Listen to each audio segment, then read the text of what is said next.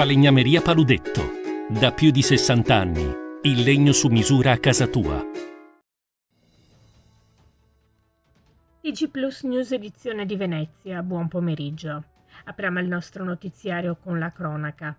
Oggi, mercoledì 9 agosto, è scomparso Don Armando Trevisiol, una vera e propria istituzione a Mestre. Aveva 94 anni. Don Armando Trevisiol è stato parroco della chiesa arcipretale dei Santi Gervasio e Protasio a Carpenedo dal 1971 al 2004. Nella vita si è dedicato a numerose attività sociali, tra le quali il Centro Don Vecchio, un'imponente opera resa possibile dalle donazioni dei fedeli. Tra i vari riconoscimenti pubblici ricevuti per la sua attività nei confronti degli ultimi spicca quello di Mestrino dell'anno conferitogli alcune edizioni fa. Don Armando è stato anche insignito dal Presidente della Repubblica del titolo di Cavaliere del Lavoro. I funerali saranno officiati dal Patriarca di Venezia Francesco Moraglia venerdì 11 agosto alle 9:30 nella chiesa dei Santi Gervasio e Protasio. Con Don Armando Trevisiol se n'è andato un sacerdote sempre attento ai più deboli, agli ultimi. Sua è stata l'idea di dedicare una casa agli anziani ed è riuscito nell'impresa nel 2005 fondando quello che oggi è un fiore all'occhiello per l'assistenza sul territorio, il Centro Don Vecchi. È stato punto di riferimento per la comunità intera. Grazie per quanto ha fatto a Venezia e al Veneto, mancherà.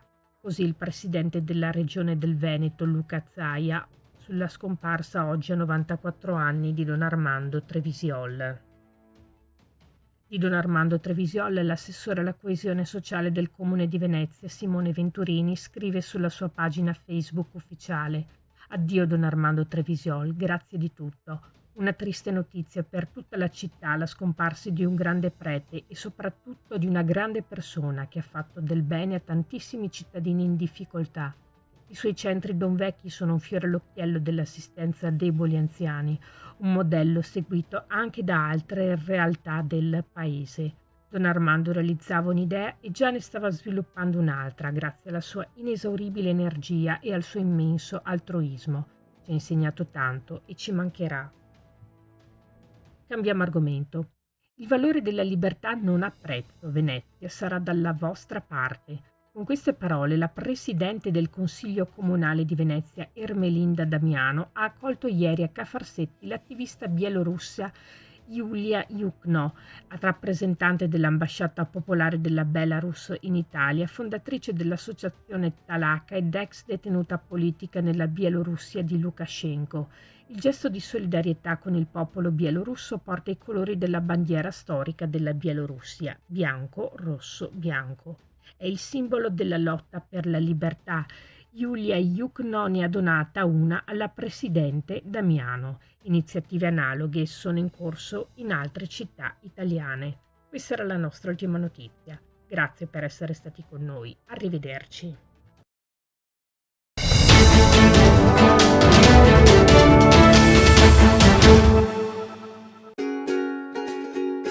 Falegnameria Paludetto.